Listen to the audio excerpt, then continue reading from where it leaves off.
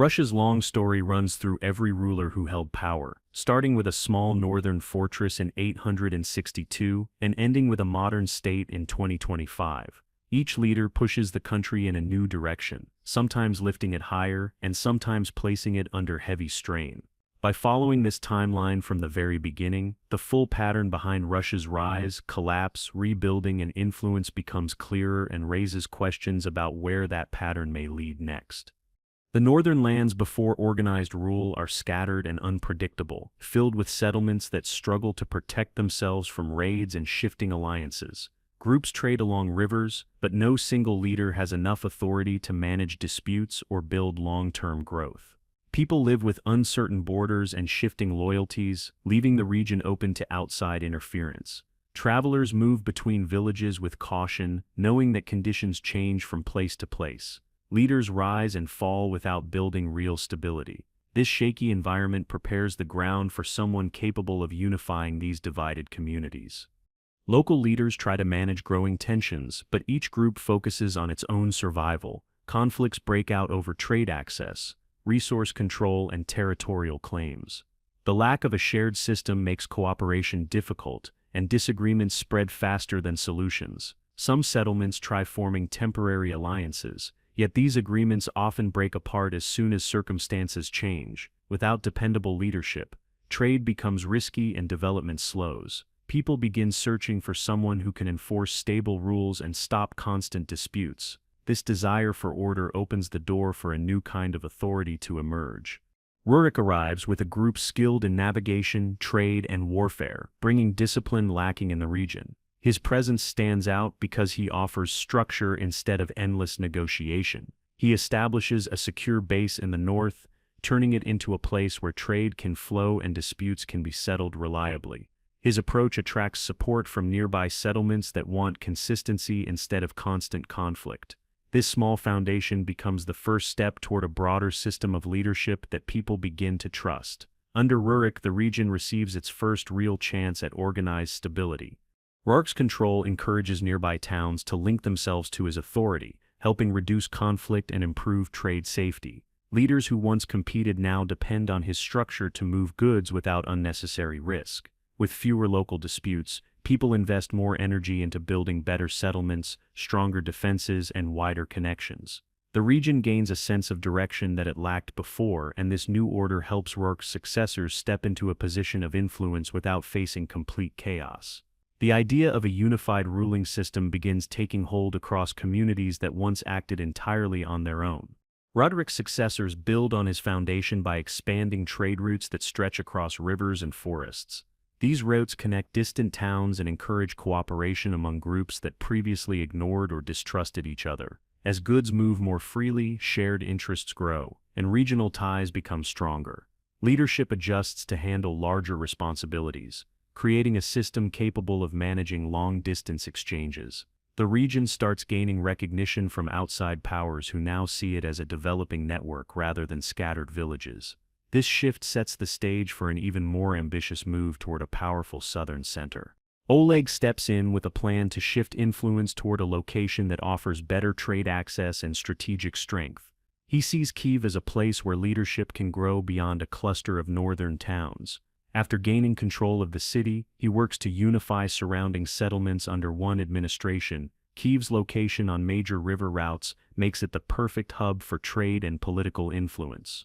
Oleg's decision creates a turning point, moving the center of power from the forests of the north to a region equipped to shape a stronger, wider state. Kiev quickly becomes the core of a rising system with expanding influence. Its location connects northern goods with southern markets and draws merchants from different lands. Leaders use this advantage to build a government capable of managing larger territories and forming stable alliances.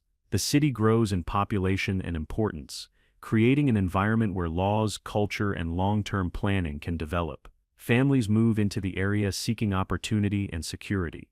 As the capital strengthens, so does the identity of the growing state, which now feels more unified than it ever did in the earlier northern settlements. Igor and Olga lead with different styles, shaping the growing state in distinct ways. Igor focuses on expanding influence and maintaining authority, while Olga introduces changes that strengthen internal structure and social organization. Her decisions bring order to taxation, governance, and how communities relate to central power. These improvements help stabilize areas that previously struggled with inconsistent rules. Under their combined influence, the state becomes more resilient and prepared for long-term growth. Their leadership ensures that Kiev remains secure even as outside pressures rise, giving future rulers a strong base to build upon. As the state solidifies, early signs of a unified identity begin to form through shared practices, trade patterns, and common goals.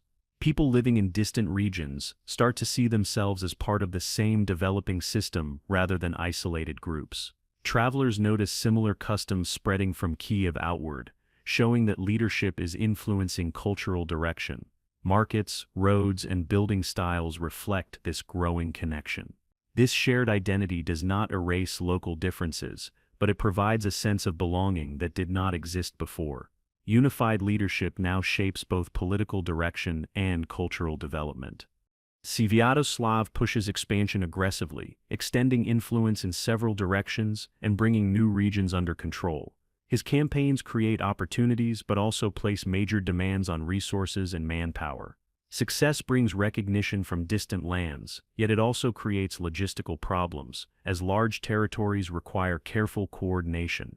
Managing these gains becomes a challenge that tests the state's ability to support wide expansion. His actions show how ambition can raise a nation's profile but also strain its systems.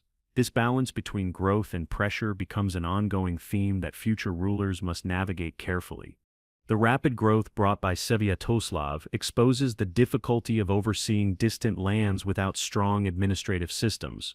Supply lines stretch thin, local leaders struggle with unclear instructions, and newly controlled regions push back against unfamiliar authority. Maintaining these territories reveals gaps in communication and resource planning. The expanding realm begins to feel the weight of managing areas too far from Kiev's direct oversight.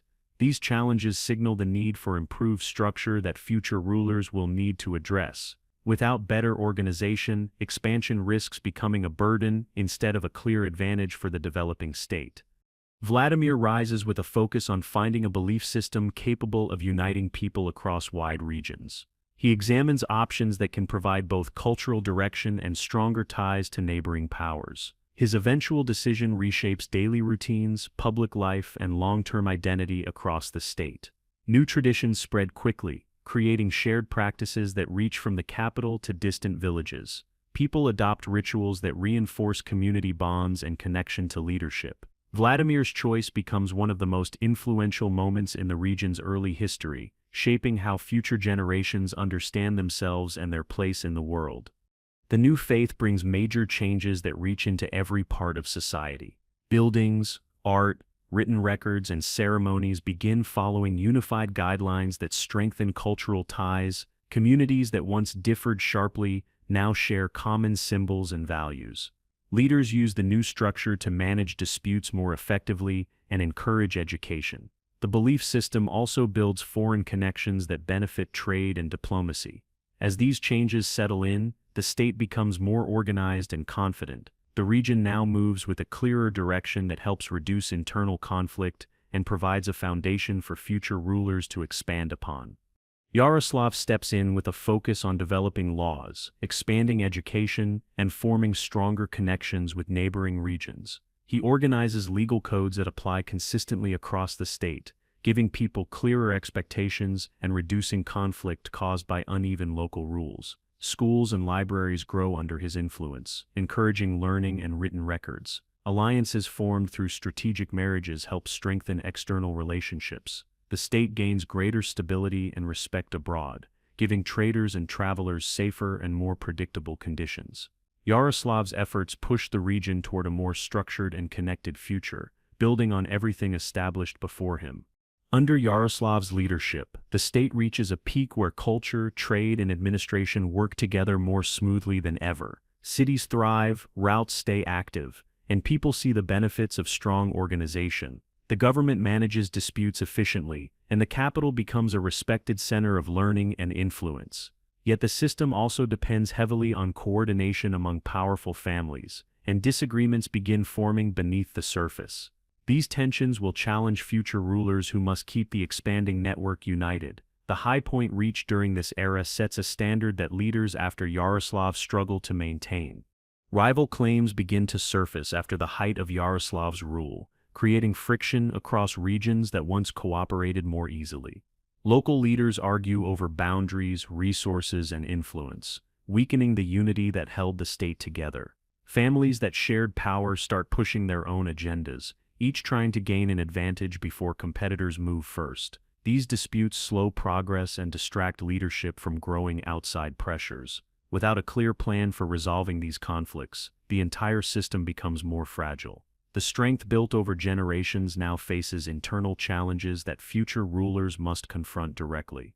Trade routes that once brought steady income begin to shift as merchants look for safer or more profitable paths. Areas that depended on these routes feel the impact quickly, losing influence and bargaining power. Smaller towns struggle to maintain their roles, and nobles argue over how to adapt. With fewer resources flowing into the core regions, the government finds it harder to manage both internal disputes and external threats.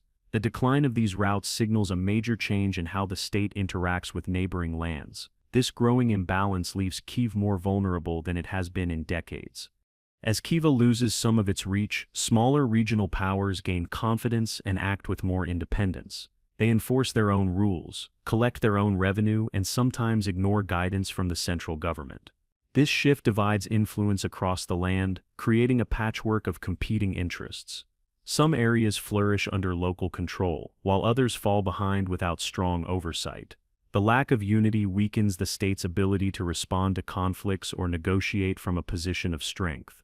These power shifts reduce Kiev's authority at a time when strong direction is needed more than ever. Foreign groups recognize the region's weakened state and see opportunities to push inward. Rumors spread about armies gathering beyond the borders, testing defenses and watching for signs of internal collapse. Settlements near the frontiers prepare for conflict with limited support from Kiev. Traders report rising danger along long-distance routes, and travelers grow cautious. Leadership struggles to coordinate a response because local authorities act independently. The signs of an approaching threat become too large to ignore, yet the divided state lacks a unified defense plan. The region now sits on the edge of a major turning point. The Mongol forces move with speed and coordination, overwhelming settlements that cannot mount a unified defense. Cities fall under heavy pressure as structures burn and populations scatter in search of safety. Leaders who try to resist find their forces outmatched, while others surrender to avoid complete destruction. The state's fragmented leadership makes it nearly impossible to organize a strong counterattack, and entire regions collapse under the weight of the invasion. Communities that once counted on Kiev for support now face threats alone. The arrival of the Mongols marks a drastic shift that reshapes the region's future. The destruction spreads across major trade centers and agricultural regions, leaving behind severe damage that disrupts daily life. Food supplies become unreliable, and skilled workers move or disappear during the chaos. Surviving towns struggle to rebuild with fewer resources and constant fear of further attacks. The Mongol forces impose strict demands on any area that remains standing, forcing leaders to cooperate or face ruin. People adapt to new rules to avoid harsher consequences. This period becomes known for widespread loss and instability, creating challenges that will shape how future rulers reorganize the land and its leadership. City after city faces the full force of Mongol assaults, and few places withstand the pressure. Walls fall quickly, and populations are displaced across unfamiliar territories. Trade nearly stops as routes become unsafe, causing economies to collapse. The Mongol authority imposes tribute requirements that place heavy strain on survivors. Communities must decide whether to comply or risk being wiped out. Leaders who once competed with each other now submit to foreign control, recognizing they have no real alternative. This new order affects everyone, from nobles to farmers, and forces the region into a difficult era of submission. Surviving princes learn to work within the terms set by Mongol rule. They travel to Mongol centers to negotiate positions, hoping to secure protection and maintain some influence. Although their authority becomes limited, these leaders gain opportunities to manage local affairs as long as they deliver the required tribute. Some use this arrangement to strengthen their own regions, building up economic and political influence while avoiding direct rebellion. The Mongols prefer rulers who stay reliable, so they reward consistent cooperation. This complex relationship shapes the next generation of leadership and shifts power toward ambitious regional centers. The tribute system reshapes how people live and work. Communities must produce enough resources not only to survive but to satisfy Mongol demands. Taxes increase, labor intensifies, and goods are transported toward Mongol-controlled regions instead of local needs. Farmers adjust planting cycles, traders seek safer routes, and local leaders monitor production more strictly. Families feel the pressure as daily tasks become tied to meeting quotas. The system limits growth but forces regions to develop better organization. This new structure becomes a major influence on how future rulers manage resources and maintain control over large populations. As years pass under Mongol oversight, influence begins shifting toward northern towns that manage to stay organized and stable. These towns gain favor because they deliver tribute reliably and maintain order. Merchants move through these areas more frequently, seeing them as safer than routes near the old capital. Over time, these shifts redirect economic and political attention away from traditional centers. Regions that adapt quickly gain more authority, while others lose relevance. This transition plants the early seeds of a new power structure that will gradually shape the future of the entire region. Moscow emerges as a promising center by maintaining steady communication with Mongol authorities and avoiding unnecessary conflict. Local leaders build relationships that earn trust, giving Moscow advantages over neighboring towns. As tribute flows efficiently, Moscow gains resources and influence. Merchants recognize it as a safer place to conduct business, and nearby settlements form connections that strengthen the region. While other cities falter, Moscow grows quietly, gaining ground not through military victories but through careful management. This steady rise marks the beginning of its transformation from a small settlement into a future center of power.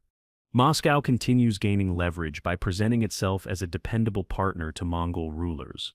Leaders there handle administrative tasks effectively, making tribute collection smoother than in other regions. This reliability earns rewards such as land, privileges, and influence over neighboring territories. Moscow uses every advantage to strengthen its position, expanding its reach without provoking unnecessary conflicts. These strategic moves help it grow faster than rival towns still struggling to recover. As the political landscape changes, Moscow positions itself as the natural choice for leadership, slowly rising while others compete for limited opportunities.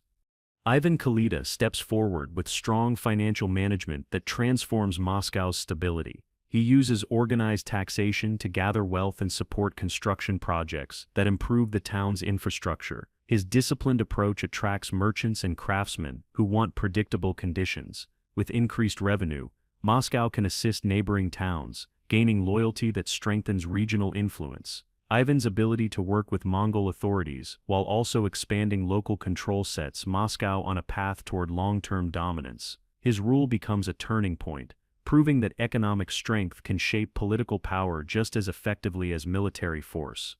Moscow expands its influence as rival regions struggle with internal disputes and inconsistent leadership. Families that once held strong positions lose ground because they cannot manage the demands of Mongol rule or shifting trade patterns.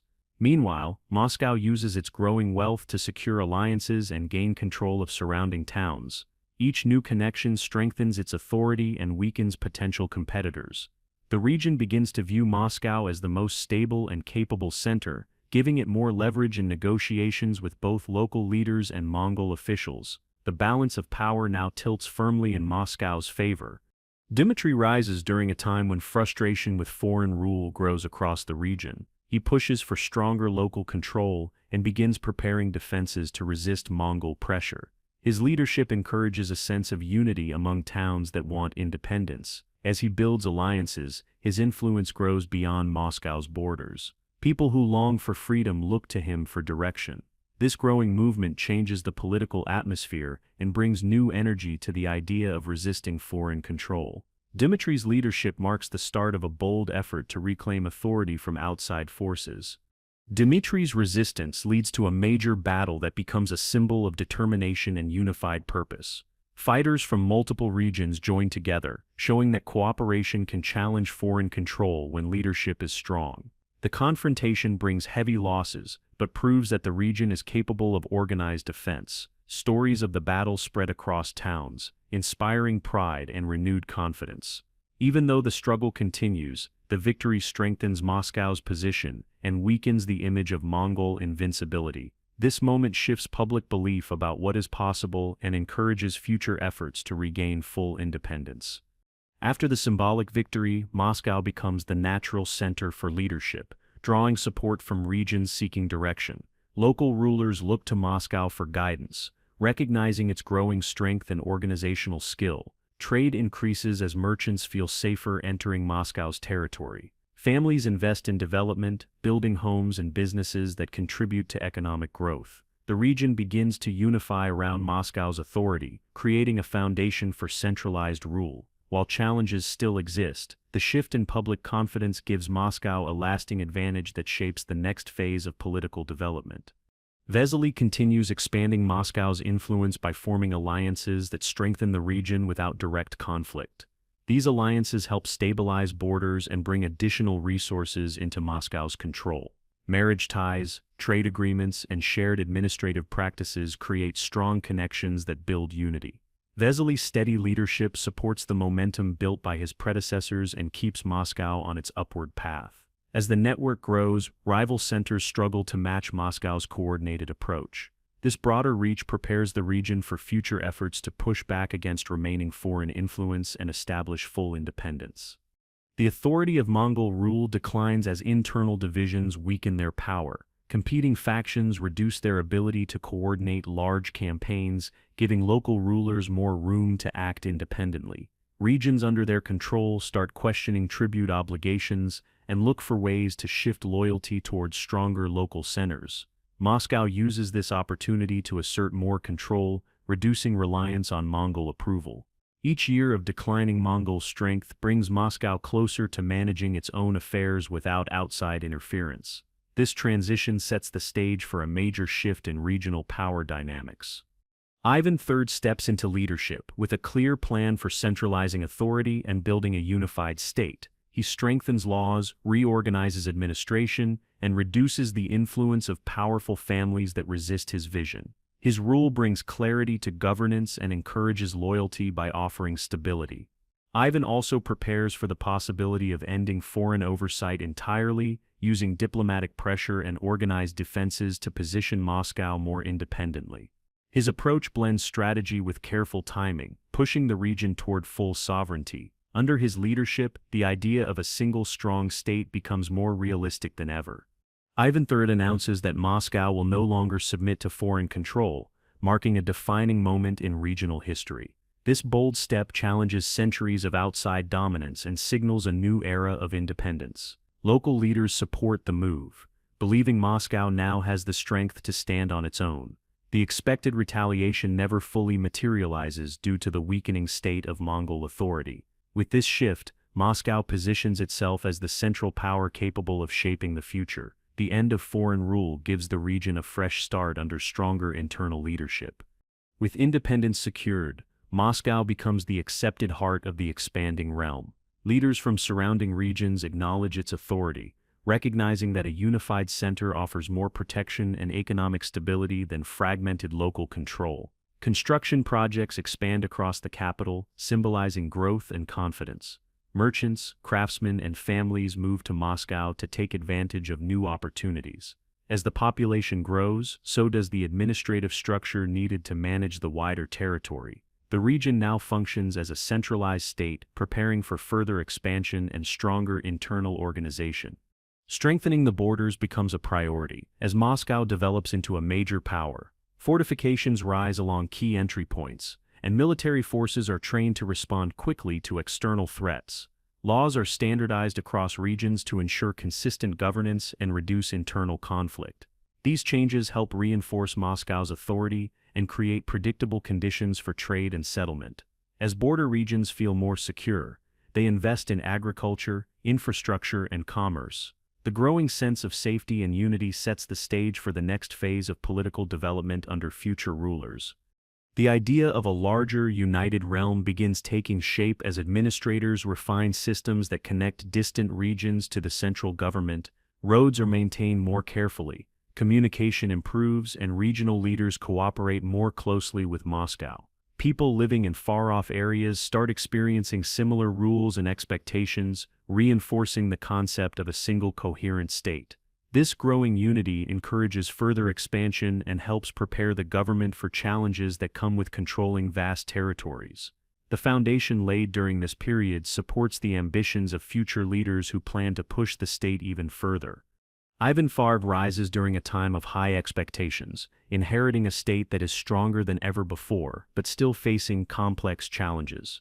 He begins his rule with a focus on organized reforms, aiming to strengthen military, legal, and administrative systems. People hope his energy and ambition will drive the state into a new era of progress.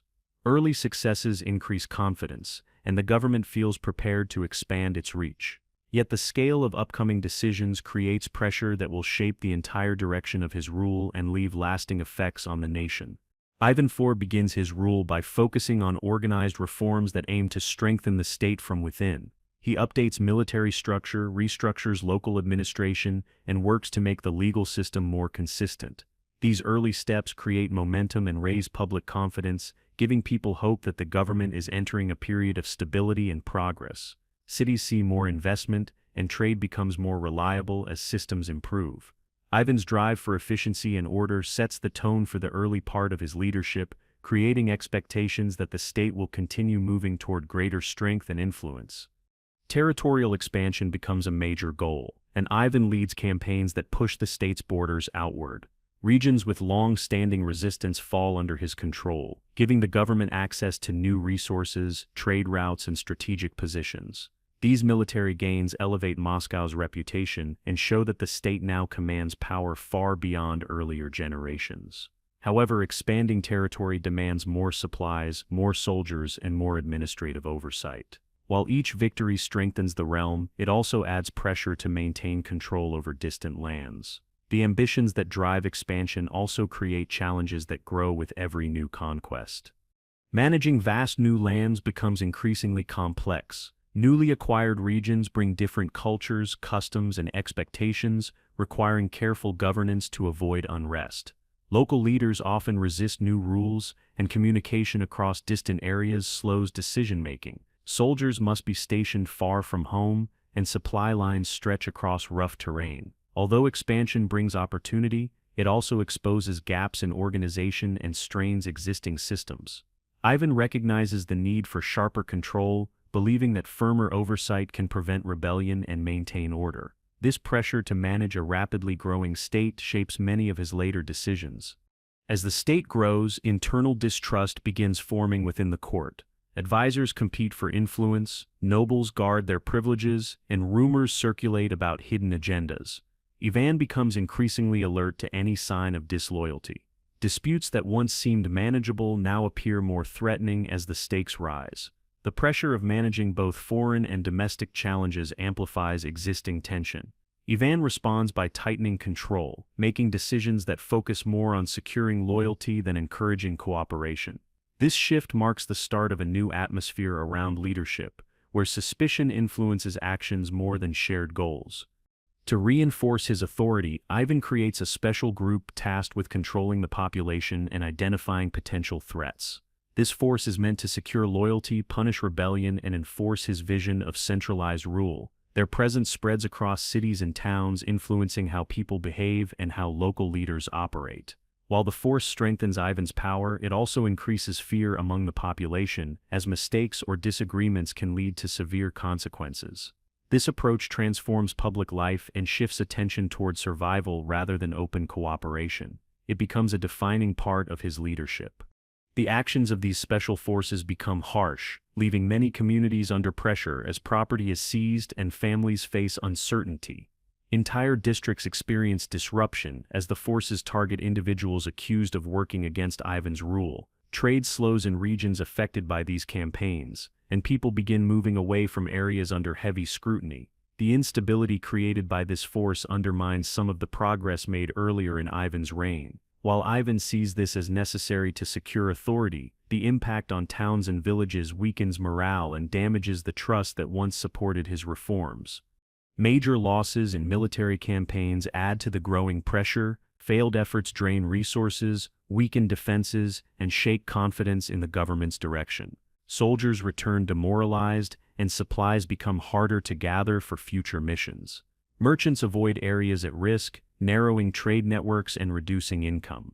These setbacks intensify Ivan's concerns about loyalty within the court, making him more cautious and reactive. The combination of military defeats and internal pressure leads to decisions that further destabilize the realm. The state now faces a difficult balance between ambition and the heavy cost of prolonged conflict. As the later years of Ivan's rule unfold, pressure on the government increases from all sides. The economy struggles, the population declines in several regions, and trust in leadership weakens. Families lose homes, nobles lose influence, and many communities become focused on basic survival. Ivan's suspicion deepens, shaping decisions that push the state into even more instability. What began as a promising start now shifts into a period marked by internal strain. These difficulties affect the long-term health of the realm and create problems that future rulers will inherit and struggle to repair. When Ivan's rule ends, the state is left weakened and unsettled. The population has been reduced, resources are depleted, and political unity has fractured. Many regions question the direction of leadership, and rival groups seek ways to fill the power gap. Although Moscow remains the central authority, its ability to manage the entire realm is damaged. The instability that formed during Ivan's later years continues to spread, leaving the next generation with challenges that require strong leadership and steady organization. The realm now enters a fragile stage, where uncertainty affects every level of society. Competing claimants step forward, each trying to gain control of the throne during a period marked by confusion and competing agendas without a consistent line of succession. Local leaders choose sides based on personal interests, fracturing the political landscape. Some regions resist any central authority, while others support claimants who promise fast solutions. These conflicts disrupt trade, weaken defenses, and create an environment where foreign powers can interfere. The lack of clear leadership allows disorder to spread, setting the stage for a prolonged crisis that threatens the unity of the entire realm. The period known as the Time of Troubles takes hold, bringing widespread disruption to daily life. Famine strikes multiple regions, reducing populations and limiting the ability to gather resources. Foreign armies take advantage of the chaos, entering vulnerable areas and seizing control of strategic locations. False claimants appear, each promising legitimacy while deepening confusion. Communities struggle to survive without steady government support. The realm reaches one of its lowest points, and people begin searching for stability wherever they can find it, hoping for a leader capable of rebuilding order on a national scale. As famine, foreign pressure, and internal conflict continue, the population becomes increasingly desperate for a solution. Villages empty as people search for food, and once thriving towns fall into decline. Foreign troops occupy key cities, adding fear and uncertainty to everyday life. Local militias form but lack the coordination needed to push back effectively. The normal structure of society breaks down, leaving entire regions without reliable leadership. People turn to community gatherings, hoping to identify someone capable of restoring unity. The crisis deepens, and the realm approaches a point where only decisive action can reverse its collapse. A movement begins forming to find a stable ruling family that can rebuild trust and restore order. Influential groups meet, discuss candidates, and search for someone with the right background and temperament to unify the realm. The population wants a leader who is not tied to recent conflicts and who can gain support from both nobles and common people. This search becomes the turning point that slowly pulls the region out of disorder. The need for stability is strong enough that previously divided groups begin working together to identify a ruler who can end the chaos and rebuild authority. The decision to place a new family on the throne brings relief to many communities. The chosen candidate represents a fresh start, someone who can rise above the conflicts that fueled the crisis. Supporters rally around this new leadership, believing that unity behind a single ruler will help repair relations and push out foreign forces. the realm begins moving toward recovery as people place their trust in this new direction. Although challenges remain, the simple fact of having a recognized ruler provides a foundation for rebuilding the systems that collapsed during the turmoil. Mikhail Romanov assumes leadership with the daunting task of restoring order in a country still recovering from devastation. He works to negotiate peace with foreign powers, stabilize borders, and rebuild administrative structures. By re-establishing predictable governance, he encourages families to return to abandoned towns and resume work. Although progress is slow, his presence reassures people who endured years of uncertainty. Mikhail's calm and steady approach lays the groundwork for a new era of stability. His ability to unite the realm after such widespread collapse marks the beginning of a dynasty that will shape the future for centuries. The early Romanov years focus on gradual recovery, strengthening institutions that had nearly disappeared. Local leaders reconnect with the central government, providing information, resources, and support that help rebuild order. Agriculture returns in regions once stripped by famine, and trading routes reopen as merchants regain confidence. The government slowly reintroduces systems for taxation, justice, and defense.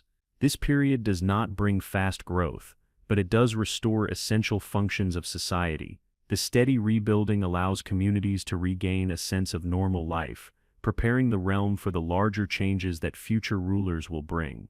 New trade contacts develop, bringing goods and knowledge that help fuel reconstruction. Foreign merchants notice the renewed stability and cautiously return to markets they once avoided. These interactions introduce new technologies and ideas that improve local industries. The government supports these developments by easing restrictions and encouraging growth in key regions. With increased trade, revenue rises, allowing the state to invest in infrastructure and strengthen its administrative network. This expanding economic activity gives the Romanovs more control over distant areas and creates momentum that carries the nation toward a more secure future. Authority becomes more stable as communication between the central government and regional leaders improves. Local officials gain clearer responsibilities and processes become more predictable. People trust that disputes will be handled through organized channels rather than personal alliances. This shift reduces conflict and encourages long-term planning in towns across the realm. With systems functioning again, the government gains the confidence to explore broader projects that were impossible during the period of crisis. The renewed cooperation between regions strengthens unity, making the realm more resilient against threats that once exploited its weaknesses.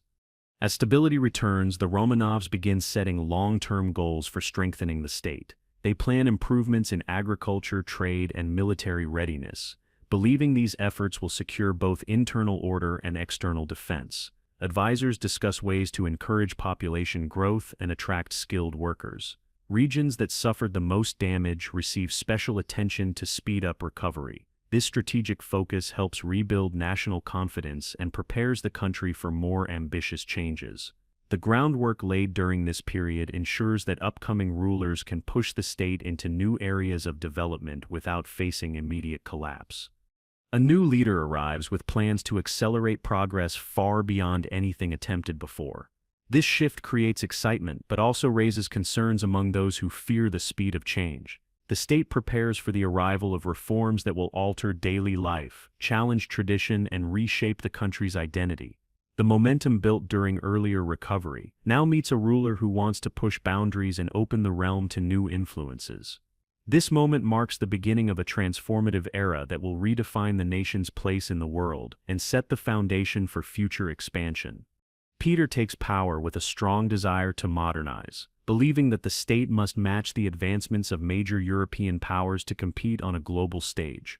He examines military structure, industry, and administration, searching for outdated practices that slow progress. His reforms challenge long-standing customs, and some groups resist the rapid changes.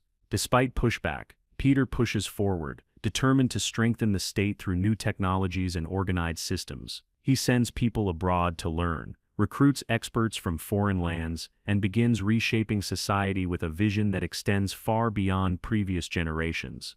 Updating old systems becomes a struggle as traditional leaders resist changes that threaten their authority. Some view Peter's ideas as too disruptive, fearing that established customs will disappear. Despite this resistance, Peter continues reorganizing the military, improving manufacturing, and tightening administrative control. He creates new rules for government service, forcing nobles to adopt responsibilities they previously avoided.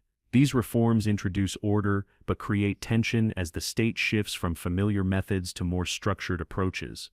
The process is difficult, yet the long-term benefits begin to show as the country becomes more capable of meeting complex challenges. Peter's reforms reach into daily life, altering how people dress, work, and interact with each other. He encourages citizens to adopt new customs that he believes will strengthen the state. Workshops open across cities, producing goods that reduce reliance on imports. Education expands, training a new generation equipped to support industrial and military needs.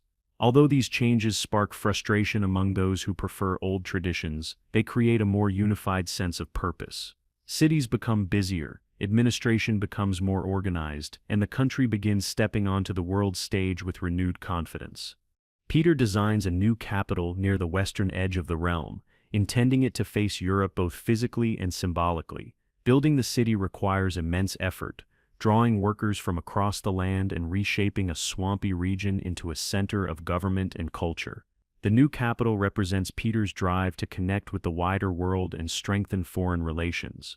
As buildings rise and canals take shape, the city becomes a symbol of the state's transformation.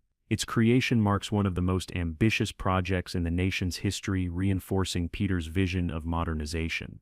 Military victories under Peter secure access to important seas and give the state new pathways for trade and expansion. These successes raise national pride and establish the realm as a major force in the region. The strengthened navy and reorganized army help protect borders and secure valuable economic routes. With each victory, Peter's reforms gain more support, proving that modernization brings real advantages. The country becomes more confident in its ability to influence neighboring lands and participate in global affairs. This period of growth sets the stage for further development under future rulers. Peter's final years leave behind a state that is stronger, more organized, and better equipped to manage large territories than ever before. His reforms reshape the military, administration, and daily routines across the realm. Although many resist the changes, the long-term effects cannot be ignored. The country now has new ports, a modern capital, and a system built to support wider influence. These developments create a foundation that future rulers rely on as they navigate their own challenges. Peter's impact remains visible in every part of government and society, even as new leaders step in with different goals. After Peter's death, his successors inherit a system that still needs direction and coordination. Some rulers attempt to follow his ambitious style, while others struggle to manage the pace he set. Court politics become complicated as nobles compete for influence, pushing the government into periods of uncertainty. Leadership changes frequently, creating inconsistency in policy and slowing momentum. Despite this instability, the structures Peter built keep the state functioning. The challenge now lies in finding a ruler who can balance tradition with the growing need for strong centralized leadership, setting the tone for the decades ahead. As power shifts through various hands, the court experiences tension and rivalry. Advisors with competing visions try to pull the government in different directions, leading to confusion in both domestic and foreign policy. Some rulers focus on maintaining order, while others chase expansion or prestige. These inconsistent priorities affect trade, military readiness, and relations with neighboring states. Progress becomes uneven, and key projects lose focus. This unsettled atmosphere makes it clear that the realm needs a leader capable of steady control, someone who can restore direction during a time when influence changes quickly and unpredictably. Catherine emerges as the figure who brings stability back to leadership. Her confidence and strategic thinking help her consolidate power and gain support from influential groups. She studies the country's strengths and weaknesses, shaping policies that encourage growth while calming internal disputes. Under her direction, the state returns to a more focused path, and order replaces the uncertainty that marked earlier transitions. Catherine's leadership style blends strong authority with practical governance, giving people a sense of direction. Her rise marks the beginning of a period where the realm again pushes outward, both culturally and territorially. Catherine expands influence through diplomacy, alliances, and military action. Territories long contested become part of the realm, giving access to new resources and stronger borders. Each gain boosts national confidence and strengthens Catherine's authority. Her careful planning ensures that expansion supports economic growth and improves strategic positioning. While some campaigns face resistance, the overall results bring wealth and stability. New lands introduce diverse populations, adding complexity but also broadening the realm's capabilities. Catherine's approach to expansion sets a pattern for future leaders, showing how calculated decisions can reshape the map and strengthen long-term security. The newly acquired territories contribute fresh opportunities for agriculture, trade, and population growth. Different cultures enter the realm, each bringing skills and traditions that influence local economies. Catherine encourages development in these areas, helping them integrate smoothly with existing regions. Markets expand as goods flow more freely, and income rises across multiple provinces. The increased diversity requires careful administration, but the benefits outweigh the challenges. The state becomes larger, more resource-rich, and more interconnected. These gains reinforce Catherine's reputation as a leader who can manage wide expansion without losing control of internal organization. Catherine focuses heavily on learning and culture, supporting schools, libraries, and artistic development throughout the realm. She believes that educated citizens strengthen the state, so she invests in programs that expand literacy and public knowledge. Cities grow as centers of activity, drawing skilled workers and thinkers who contribute to innovation. Architectural projects change the appearance of major towns, reflecting a mix of local traditions and new influences. Her support of cultural growth helps unify different regions by giving them shared institutions. This cultural development strengthens national identity and raises the country's profile across Europe. Despite progress, Catherine faces internal tensions, including disputes among nobles and economic challenges in certain regions. Some groups worry about losing traditional privileges as reforms expand, others want faster change and push for more influence in government decisions. Catherine works to balance these demands, knowing that instability could slow or reverse growth. Her ability to manage pressure becomes crucial as the realm grows more complex. While she cannot resolve every issue, she keeps the state moving forward, holding together the large and diverse territory she has helped build through careful leadership and continuous negotiation. Conflicts in distant regions test the state's ability to maintain authority across vast lands. Rebellions break out fueled by dissatisfaction with taxes, local leaders, or cultural differences. The government responds with a mix of force and negotiation, aiming to restore order without pushing populations further away. These struggles reveal how difficult it is to control large areas where communication is slow and conditions vary widely. The state must adjust strategies, improve administration, and create more reliable systems. Each conflict shapes policies that future rulers rely on as they continue expanding and managing a complex national structure. A new era begins in the early 1800s as leadership shifts and Europe enters a period marked by major wars and shifting alliances. The realm prepares for challenges that could threaten both borders and internal stability. New rulers inherit a powerful but complicated system that must adapt quickly to global events. Economic growth continues, but political tension rises as neighboring powers pursue their own ambitions. The government recognizes that maintaining influence requires both strong military readiness and careful diplomacy. This period sets the stage for major conflicts that will shape the next generation of leadership decisions. Alexander leads during the clash with Napoleon, facing enormous pressure as the French army moves across Europe with rapid success. The threat becomes impossible to ignore as neighboring regions fall under French control. Alexander strengthens alliances and prepares defenses, understanding that the realm's survival depends on resisting one of the most dominant forces of the era. The conflict pushes the state into a massive effort that tests coordination, loyalty, and military strength. Cities mobilize, supply lines tighten, and every decision becomes critical. The outcome of this struggle will determine the future position of the country in Europe. The eventual victory over Napoleon transforms national confidence and changes how other European powers view the realm. The campaign proves that the country can withstand a major threat and contribute meaningfully to broader alliances. Although losses are significant, the success becomes a defining moment in the nation's identity. cities rebuild with renewed determination, and leaders gain leverage in diplomatic discussions. The experience strengthens national pride and stabilizes the government's authority. The state emerges from the conflict more secure and respected, ready to face the complex political landscape of the post-war era. After the war, rebuilding becomes the priority. Major cities repair damage, restore economic activity, and strengthen defenses. The government supports reconstruction efforts by investing in infrastructure that supports trade and communication. Families return to abandoned areas, merchants expand business networks, and farmers restore fields impacted by conflict. The rebuilding process encourages innovation as new techniques and tools spread across communities. Although recovery takes time, the country gradually returns to stability. This period highlights the population's ability to recover from major challenges and reinforces the importance of strong leadership during times of change. As peace settles over Europe, pressure grows from groups seeking political and social change. Students, intellectuals, and reform-minded nobles advocate for updated systems that reflect modern ideas spreading across the continent. They discuss representation, legal equality, and more efficient administration. While some leaders support gradual reform, others fear that change will undermine traditional authority. The tension between these perspectives increases, creating debates across cities and households. The government must decide whether to adapt to rising demands or maintain older structures. This growing push for reform shapes the political climate leading into the next reign. Nicholas takes power with a strict approach to control, determined to maintain order and prevent unrest.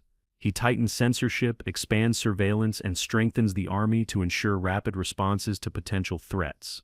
His rule focuses on stability, but the heavy emphasis on control limits opportunities for reform.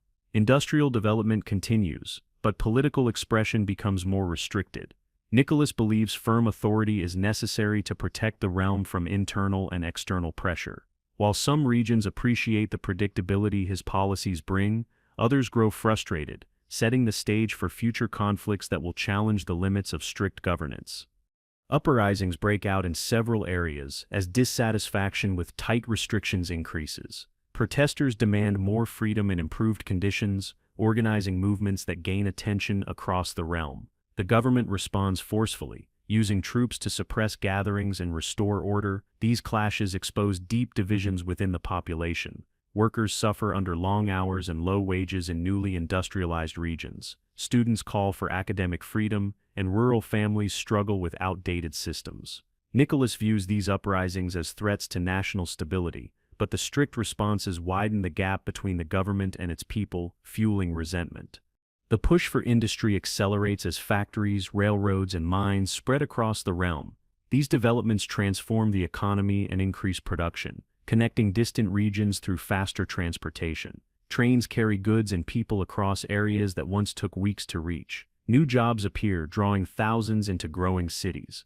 However, the rapid pace of change places strain on workers and infrastructure. Conditions in industrial centers vary widely, and many communities struggle to adjust. While industry strengthens the country's global position, it also reshapes society in ways that challenge existing systems and deepen social tension. Crowded cities become hubs of activity, but living conditions deteriorate as housing fails to keep up with population growth. Workers live in tight quarters, compete for limited resources, and face unpredictable wages. Rural families who relocate to cities struggle to adapt to industrial life. Illness spreads in poorly maintained neighborhoods, adding pressure on local governments. Despite these hardships, cities continue expanding because they offer the best chance for income. The sharp contrast between growing industry and daily struggle fuels discussions about change and reveals the limits of a system that cannot keep pace with rapid development. The divide between wealthy elites and the working population grows wider as industry expands. Factory owners and connected nobles accumulate significant wealth, while workers experience long hours, low pay, and limited rights. This imbalance leads to frustration that spreads through both urban and rural areas. Groups begin meeting privately to discuss organized responses, and new political ideas gain traction among students and laborers. The government tries to maintain order, but growing inequality becomes too large to ignore. These tensions create early momentum for movements that will later challenge the very structure of the state. Alexander VI takes power with plans to transform society and address long-standing issues. He recognizes that outdated systems slow development and create unnecessary hardship. His most significant decision is to end serfdom, granting millions of people legal freedom and changing the structure of rural life. The reform brings hope to families who were tied to landowners for generations. Alexander also introduces changes to military service, courts, and local administration. These efforts make the government more efficient and open new paths for participation. His reforms mark one of the most important turning points in modernizing the realm. Although ending serfdom brings progress, the transition is difficult. Former serfs gain freedom but lack resources to build stable futures. Many struggle with new payments required to access land, creating financial strain. Landowners resist changes that reduce their control, slowing reform in several regions. Local governments face challenges handling new responsibilities and mediating conflicts. The reform highlights the complexity of shifting an entire social structure. While it opens opportunities, it also exposes economic weaknesses that must be addressed through continued development. The struggle to adapt becomes a defining part of this period. Alexander introduces new courts, reorganizes military service, and expands local government systems. These changes aim to reduce corruption and improve fairness across regions. Citizens experience clearer legal processes, and young men serve in a more structured army that reflects modern needs. Local councils give communities opportunities to discuss issues and influence decisions. These reforms help stabilize society and increase trust in government institutions. Despite progress, there is resistance from groups that prefer older methods. The effort to modernize becomes a balancing act between improving efficiency and maintaining support from influential families. The challenges caused by reform continue as resources become stretched. Some regions lack trained officials to manage new systems, while others resist changes that reduce traditional privileges. Economic problems arise as industries struggle to support the growing population. Discontent spreads among workers, landowners, and rural communities. Although Alexander's reforms aim to strengthen society, the uneven results create pressure that the government must constantly address.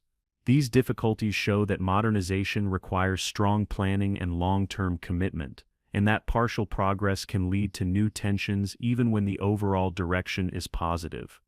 Threats to leadership increase as frustration builds. Some groups believe reforms do not go far enough, while others oppose the changes entirely. Radical ideas spread among young activists, leading to organized attempts to remove the ruler through violence. Security forces tighten protection, but attacks continue. The unrest reflects deeper divides within the population over what the future should look like. Alexander faces constant danger as he tries to balance opposing demands. The growing instability around leadership shows that the state is entering another period where strong decisions will shape the direction of the next generation. New rulers inherit a realm filled with tension, rapid industrialization, and conflicting expectations. They must manage pressures from workers demanding rights, nobles defending old privileges, and rising political groups seeking influence. Urban populations grow restless, rural communities feel overlooked, and national identity becomes more contested. As they attempt to stabilize the government, these rulers confront challenges that require decisive action but offer no easy answers. The country stands at a critical point where unresolved issues can either push it toward meaningful reform or create more instability that threatens the entire political structure. Alexander III takes power determined to restore firm order after years of unrest. He strengthens central authority and reduces the influence of groups pushing for change. His policies focus on stability, tighter administration, and strict supervision of public life. Industrial growth continues, but political freedoms narrow as the government reinforces old structures. Many regions appreciate the return to predictability, while others resent the reversal of earlier reforms. This approach creates a calmer surface but leaves unresolved issues beneath it. The realm enters a period where control becomes the main tool for managing a rapidly changing society. Industrial development accelerates during Alexander III's rule, bringing new factories, rail lines, and growing markets. These changes boost the economy and expand the workforce, yet they also increase pressure on city infrastructure. Crowded neighborhoods, long work hours, and low pay create frustration that grows quietly among laborers. Despite social tension, production continues rising, connecting more regions to national networks. The state becomes wealthier and more connected, but the gap between workers and elites widens. These differences shape public opinion and influence how future leaders will respond to demands for better living conditions and more participation in government. Cities swell as thousands seek jobs in expanding industrial centers. Housing cannot keep up, leaving many families in cramped buildings with limited resources. Street markets overflow, factories run constantly, and transportation becomes overloaded. Rural families adjusting to city life struggle with unfamiliar routines and crowded streets. Children work to support their households, and illness spreads quickly in poorly maintained districts. Although wages provide a path to survival, conditions leave many feeling trapped. The rapid shift from rural life to industrial centers creates new social challenges that the government must eventually address to maintain stability. Political ideas spread rapidly among students, workers, and intellectuals who are frustrated with limited freedoms. Printed materials circulate secretly, explaining new systems of representation and collective action. Meetings form in hidden locations where people discuss how to influence change. These ideas appeal to those who feel excluded from traditional power structures. Meanwhile, authorities monitor these groups closely, fearing that unrest will spread. The growing interest in political participation highlights deep dissatisfaction with restricted government systems. This rising movement becomes one of the major forces pushing the realm toward the most significant turning point in its history. Nicholas II begins his rule with hopes of improvement, but faces immediate pressure from all sides. Industrial workers demand better conditions, reform groups ask for representation, and newly spread political ideas challenge the old order. Nicholas attempts to maintain the approach of earlier rulers, relying on tradition and authority. However, the scale of social and economic change makes older systems harder to sustain. He enters office during a time when each decision carries heavy consequences. Early optimism fades as conflicts rise, forcing Nicholas to confront problems that have been building for decades. The war with Japan becomes a major setback, exposing weaknesses in military planning and leadership. Losses shock the population and damage national pride, causing frustration across cities and villages. Supplies run short, communication breaks down, and morale drops both at home and on the front. Many begin questioning whether the government can manage a modern conflict. These failures intensify demands for change, as people feel the impact of a war that drains resources without delivering success. The conflict becomes one of the first major signs that the existing system is unable to keep pace with the world around it. Protests spread as workers organize strikes, students rally for reforms, and families express dissatisfaction with harsh living conditions. Crowds gather in streets near factories and government buildings, demanding representation and better treatment. The unrest grows until it becomes one of the largest movements in generations. Nicholas responds by deploying security forces, but the pressure does not fade. The protests signal that the public wants more influence in how the realm is governed. This widespread mobilization marks a shift in national consciousness, showing that people are willing to push back openly against long-standing structures. To calm tensions, Nicholas introduces assemblies meant to give the public a voice in government affairs. These reforms raise hope that change may be possible, and many people participate actively in early discussions. However, the actual power of these assemblies is limited, and key decisions remain in the hands of the monarchy. As people recognize the restrictions, frustration returns. The attempt at reform does little to reduce unrest, and the gap between public expectation and government action grows wider. The limited progress becomes a reminder that deeper changes are needed to stabilize the realm. When it becomes clear that the assemblies cannot deliver meaningful change, groups across the realm express disappointment and anger. Workers organize more strikes, rural communities complain about rising costs, and political organizations gain new supporters. People feel trapped between hope for reform and the rigid structure that holds power tightly. Nicholas struggles to balance these demands while trying to maintain authority. The realm becomes more divided as different groups push their own agendas. The failure to satisfy public expectations creates pressure that will soon reach a breaking point, especially as foreign threats begin to rise. The outbreak of World War I places overwhelming strain on the state. Massive troop mobilization disrupts families, factories shift to wartime production, and supply lines stretch across huge distances. Food shortages increase in cities, transportation falters, and the government struggles to coordinate resources. Soldiers on the front face difficult conditions while civilians at home endure long lines and rising prices. The war drains energy from every part of society, exposing weaknesses in the system as losses mount and daily life becomes harder. Public trust in leadership declines sharply, creating a climate ready for drastic change. Food shortages become severe as transportation collapses under the weight of wartime demands. Grain cannot reach cities quickly enough, and families wait in lines that grow longer each week. Factories lack materials, limiting production and worsening unemployment. The constant struggle to afford basic necessities causes public frustration to rise sharply. Farmers face shortages of tools and labor, reducing harvests even further. The government attempts to manage distribution, but scattered infrastructure makes coordination nearly impossible. These shortages push communities into a state where survival becomes a daily challenge, fueling anger toward the ruling system. Public trust erodes as rumors spread about poor leadership, corruption, and mismanagement. Citizens no longer believe that the government can lead them through the war. Soldiers write letters describing harsh conditions and their families share these stories in crowded neighborhoods. Factories shut down without materials and families sell belongings to buy food. In major cities, demonstrations form as people demand accountability. Officials attempt to reassure the public, but confidence continues to fall.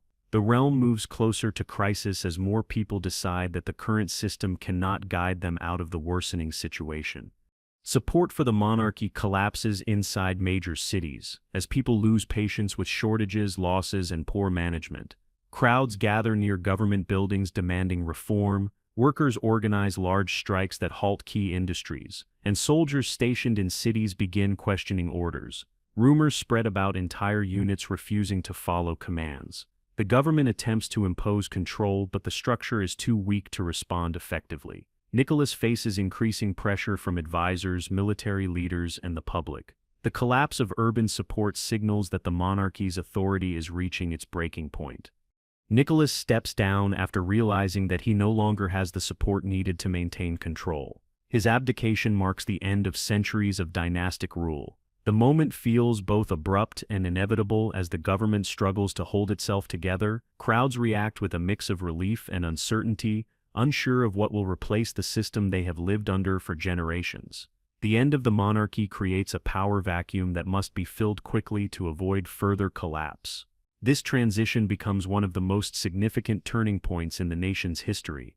A provisional government forms with the hope of guiding the realm towards stability. Its leaders aim to introduce reforms, manage the war, and rebuild public trust. However, they face enormous challenges, including limited resources, internal disagreements, and pressure from competing political groups. Soldiers and workers expect immediate solutions, while conservatives push for slower change. The government struggles to maintain authority in a society filled with frustration. Although it intends to unify the country, the provisional leadership soon finds itself unable to meet the demands of a population desperate for fast and decisive action. Competing groups battle for influence as the provisional government shows signs of weakness. Radical organizations gain supporters by promising bold changes, while moderate groups try to maintain order. Workers form councils to voice their concerns, and soldiers organize committees to influence decisions at the front. These competing centers of power challenge the authority of the provisional government. The political landscape becomes crowded with movements trying to shape the future. The lack of unity makes it difficult to address urgent issues, creating an environment where a determined and organized group could seize control. Lenin returns and brings a clear, organized movement with a strong message that appeals to frustrated workers and soldiers. He promises solutions that the provisional government has been unable to deliver. His group gains momentum by calling for immediate change, focusing on ending the war, redistributing resources, and restructuring power. His arrival adds urgency to an already unstable situation. Communities that feel neglected begin supporting his cause, giving him influence in both cities and military units. This growing support positions Lenin as a leader capable of challenging the existing government and reshaping the political system. Lenin's movement removes the provisional government through decisive action, seizing key locations and gaining control with minimal resistance. The exhausted population, tired of shortages and unfulfilled promises, allows the shift to happen quickly. Once in power, Lenin and his supporters begin reorganizing institutions to reflect their goals. They centralize authority, restructure administration, and outline plans for a new system built on strict coordination. This transition marks the beginning of a dramatic change in national leadership, replacing old structures with a new vision designed to transform every part of society. A new state forms under Lenin's direction, built on strict organization and centralized decision-making. Leaders design systems intended to control production, manage resources, and direct the economy. The new government eliminates old titles, redistributes land, and enforces policies that reshape daily life. Supporters believe these changes will create fairness and stability, while opponents fear loss of personal freedom. The system demands loyalty and discipline from citizens, emphasizing unity and collective effort. This new structure prepares the country for a long struggle to maintain power in the face of resistance, both inside the realm and beyond its borders.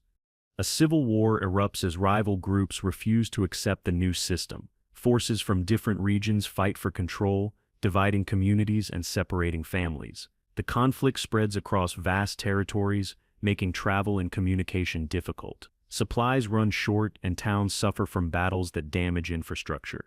The new government mobilizes every resource to maintain control, while opposing factions fight for their own visions of the future. This war becomes one of the most destructive internal conflicts the realm has ever faced, shaping the character of the new state and testing its ability to survive. The conflict tears through the country, forcing families to flee homes and creating widespread hardship. Entire regions become battlegrounds, with front lines shifting unpredictably. Food becomes scarce, and disease spreads in areas cut off from supplies. Local leaders struggle to protect their communities as opposing armies pass through. Many people lose relatives, land, and stability, leaving deep scars across the population. Despite suffering, the new government continues pushing forward, determined to hold the state together. The civil war becomes a defining struggle that will influence leadership decisions long after the fighting stops. The new state emerges victorious, gaining full control over the country. The leadership consolidates power, believing that unity and discipline are necessary to prevent future upheaval.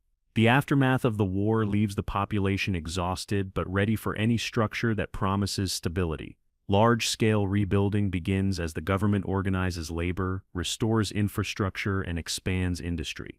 Although progress is slow, the sense of survival gives people motivation to continue. The victory marks the start of a long era defined by strong centralized rule and the belief that only firm control can prevent another national collapse.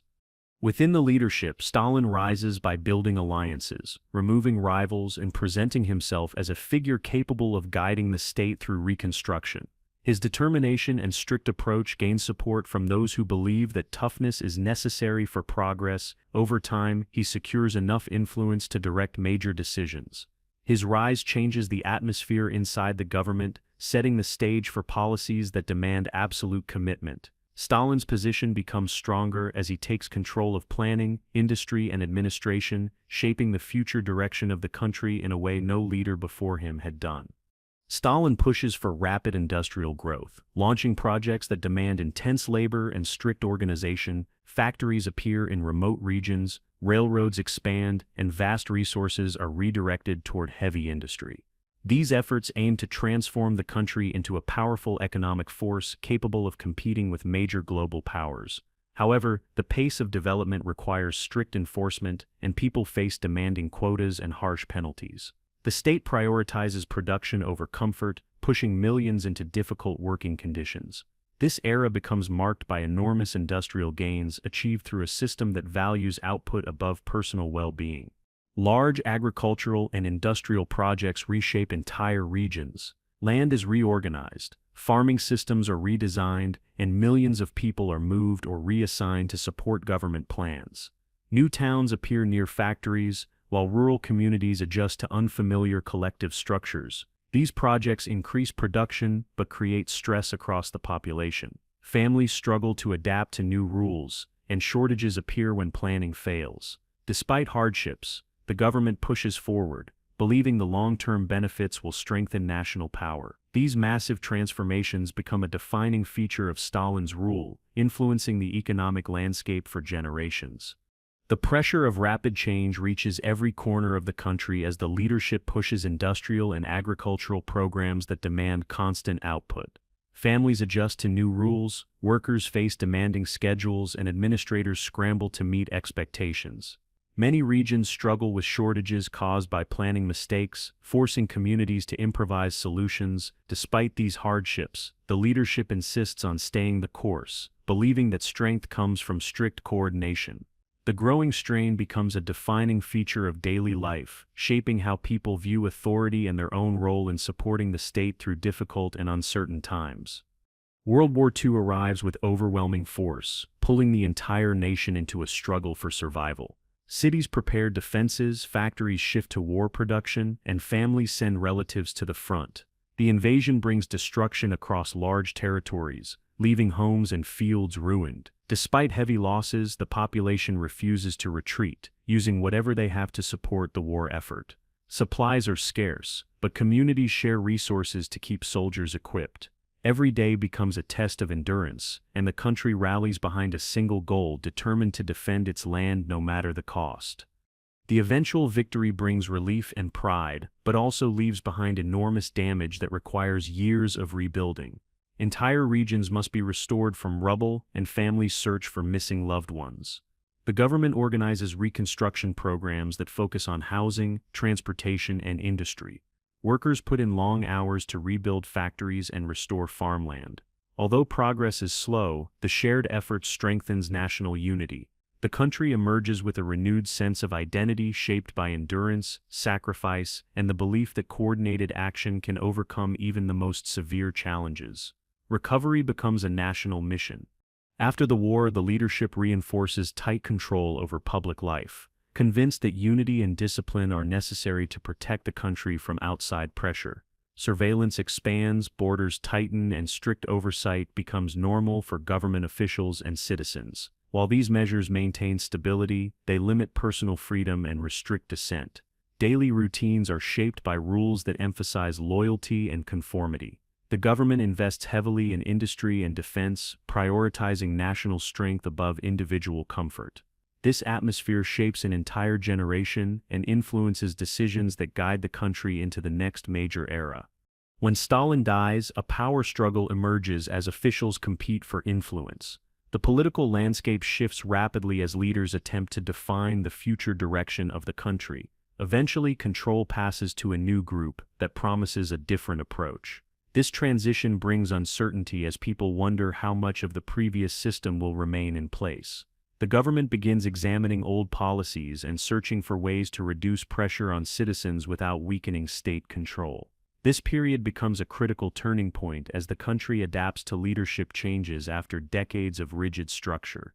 Khrushchev steps forward with a plan to ease restrictions and create more openness in society. He denounces past abuses, encourages limited discussion, and reduces the harshness of certain policies. These changes surprise many citizens who have lived under strict supervision for most of their lives. The leadership experiments with new approaches to agriculture and industry, hoping to find more efficient methods. Although results vary, the shift in tone creates a sense of cautious optimism. The country begins adjusting to a leadership style that focuses less on fear and more on controlled reform within the larger system. The space program becomes one of the country's most successful achievements during Khrushchev's leadership. Scientists, engineers, and workers commit themselves to ambitious projects that capture global attention. The launch of early spacecraft shows that the nation can compete technologically with world powers. These successes inspire pride and give the population a sense of progress during a time of significant change. Schools emphasize science and engineering, and young people dream of joining the new frontier. The space race becomes a powerful symbol of national potential, demonstrating how innovation can define a country's position in the world. Despite achievements, Tension with the United States grows as both nations compete for influence. Military buildups, disputes over allies, and political disagreements create global pressure. The leadership navigates these conflicts carefully, aware that mistakes could bring severe consequences. Citizens watch events unfold through state broadcasts, sensing the seriousness even without complete information. The country prepares defenses and invests in weapons programs to maintain strength. This rivalry shapes foreign policy, industry, and scientific research, influencing nearly every national priority. The balance between showing power and avoiding direct conflict becomes one of the government's most difficult responsibilities. Leadership changes bring Brezhnev into power, who introduces a slower and more cautious approach. Stability becomes the central goal as the government avoids major risks and focuses on maintaining order. Industry continues operating but loses momentum as innovation decreases. Many systems become predictable but inefficient, creating delays and shortages. Citizens experience less turmoil than in previous eras but also see fewer improvements. The country enters a long period where progress is uneven, and officials focus more on preserving the status quo than pushing ambitious reforms. This era shapes expectations for the next generation of leaders. Over time, the slow pace of leadership affects production, technology, and foreign influence. Factories rely on outdated equipment, transportation networks lag behind other world powers, and young professionals grow frustrated with limited opportunities. Government officials recognize the growing strain, but hesitate to make major changes. Resources are tied to large commitments abroad, leaving less for domestic development. The population adapts to shortages and inconsistent services, forming habits that reflect long-term struggles. These issues accumulate quietly, creating pressure that will later force the government to confront problems that can no longer be ignored or postponed. As leaders age and avoid major reforms, strain spreads through nearly every part of the system. Administrative layers slow decision-making, and economic plans fail to deliver expected results. Families stand in long lines for basic goods, and factories miss targets that once seemed achievable. Younger citizens question whether the current approach can support the future they want. These concerns create a growing divide between generations. The leadership attempts small adjustments, but the problems run deeper than minor fixes can address. The country enters a period where the need for significant change becomes increasingly clear. Gorbachev steps into leadership with a plan to open the system and address long-standing issues. He introduces policies aimed at improving transparency, encouraging public discussion, and reforming the economy. These changes create excitement but also confusion as people adjust to new freedoms. Businesses experiment with different models, and citizens speak more openly about concerns that were once avoided. While some welcome the shift, others worry that rapid change could cause instability. Gorbachev's reforms reveal the strengths and weaknesses of the system, setting off a chain reaction that spreads far beyond what anyone expected. As reforms expand, both opportunity and disorder increase. Some regions adapt quickly, benefiting from new economic flexibility, while others struggle with shortages and uncertainty. Political groups form openly, each promoting different visions for the future. The media begins covering stories that were once hidden, fueling debates across the country.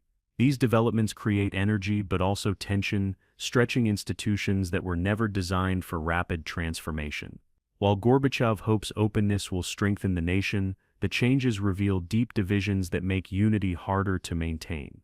The leadership now faces challenges that grow faster than solutions can be implemented. The state's control over outer regions weakens as local leaders push for autonomy. Republics that once followed centralized orders begin asserting their own interests, setting policies that conflict with national direction. Movements for independence grow stronger, and populations demand more control over local resources. The central government attempts to negotiate, but its influence fades as economic problems worsen. The shift in power becomes one of the most dramatic changes in the country's history, signaling that the structure built over decades is rapidly coming apart. The government can no longer rely on the unity it once commanded. The Soviet Union breaks apart as multiple republics declare independence, ending an era that shaped global politics for generations. The central leadership loses authority as new governments form across former territories. Citizens witness sudden changes in borders, currencies, and alliances. The collapse creates confusion but also opens the door to new political and economic systems. Families adapt to shifting rules while leaders attempt to build new national identities. This moment marks the end of one of the largest political structures in history and forces the remaining core state to redefine itself from the ground up. Yeltsin becomes the leader of a newly independent Russia facing enormous challenges. The economy struggles, prices rise quickly, and crime networks spread through regions where oversight has weakened.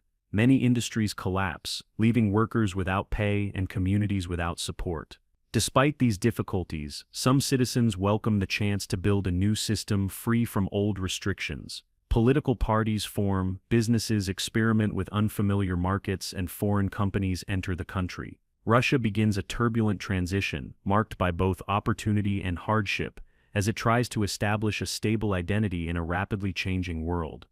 Economic collapse intensifies during the early transition years. Savings lose value, factories close, and families search for new ways to survive. Criminal organizations exploit weakened institutions, gaining control of resources and influencing local officials. These groups become powerful forces that complicate government efforts to introduce stability. Citizens face rising uncertainty as basic services falter.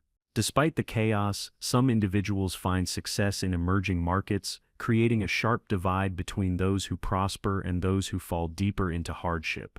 This era becomes one of the most unpredictable periods in modern Russian history. As the decade progresses, new political figures rise by promising stability and stronger governance. People grow tired of economic uncertainty and crime, looking for leadership that can restore order. Emerging candidates focus on rebuilding institutions, improving pay for workers, and re-establishing national pride. Their messages resonate with a population seeking direction after years of turmoil. These rising leaders gain attention across the country, setting the stage for a major shift in political power. The growing desire for dependable authority shapes the next chapter in Russia's story, preparing the country for a dramatic change. Putin steps into leadership with promises of stability, economic recovery, and stronger governance. He reorganizes institutions, strengthens security forces, and focuses on restoring control over industries that had fractured during the transition. Many citizens respond positively as salaries rise, crime drops in cities, and the government projects a sense of order that had been missing. Putin's approach combines strict administration with targeted economic policies designed to rebuild national confidence. His early years create a foundation that will shape Russia's direction for decades, influencing both domestic life and international relationships. Economic recovery gains momentum as energy markets grow and industries stabilize. New infrastructure projects appear across major regions, creating jobs and encouraging investment. Families begin experiencing more predictable incomes, and cities see development in transportation, housing, and public services. However, these improvements come with tighter government oversight, limiting the influence of independent organizations and political opponents. The balance between stability and control defines this era, shaping how people interact with the state. The leadership strengthens its position as economic gains give citizens a sense of progress after years of hardship. Conflicts with neighboring countries and disputes over territory become central issues in foreign policy. The leadership responds with strong military actions and strategic pressure, presenting these decisions as necessary for national security. International relationships become more complex, with sanctions and diplomatic tensions affecting the economy. Despite these challenges, domestic support remains strong as many citizens view these actions as demonstrations of national strength. The country adapts to the shifting global landscape, investing in defense and positioning itself as a major force in regional politics. These events shape Russia's role on the world stage well into the future. Power shifts through a series of government changes designed to maintain control and ensure continuity. Laws are adjusted, administrative roles are restructured, and political systems are shaped to support long-term influence. These decisions strengthen leadership at the top while reducing the impact of competing voices. Supporters argue that such measures prevent instability, while critics warn about the shrinking space for political participation. Despite differing opinions, the leadership maintains firm direction, guiding the country through internal and external challenges. These adjustments define how authority functions in modern Russia and signal how future transitions may unfold. Tensions with other countries increased through the 2010s and early 2020s as economic sanctions, military activity, and geopolitical disputes escalate. The government invests heavily in defense, cyber capabilities, and alliances with non-Western partners. Citizens adapt to changing economic conditions as markets shift and prices fluctuate. International organizations monitor each development closely, aware that any major misstep could cause broader consequences. The heightened pressure influences daily life, media coverage, and national priorities. The country positions itself as a nation prepared to defend its interest regardless of outside opinion, shaping its global identity during this period. From 2014 to 2025, leadership focuses on maintaining stability, strengthening internal control, and navigating complex international pressure. Economic strategies shift to reduce reliance on foreign markets, while social programs reinforce national identity. Younger generations grow up in a country shaped by digital oversight, political focus, and ongoing global tension. Despite challenges, the government maintains strong influence over institutions and public messaging. These years form a modern era defined by resilience, conflict, and controlled adaptation. Russia enters 2025 with a mixture of stability and strain, shaped by more than a millennium of shifting leadership. The long arc of Russian leadership from 862 to 2025 shows how every ruler, system, and conflict influences the next stage of the nation's journey. Early settlements grow into kingdoms, empires rise and fall, revolutions reshape society, and modern governments face global challenges that echo choices made centuries earlier. The country stands in 2025 carrying the weight of its history, shaped by ambition, hardship, reform, and resilience. Each era leaves pieces that remain visible in the present, creating a complex identity built over more than 1,000 years. The story continues as Russia moves into its next chapter.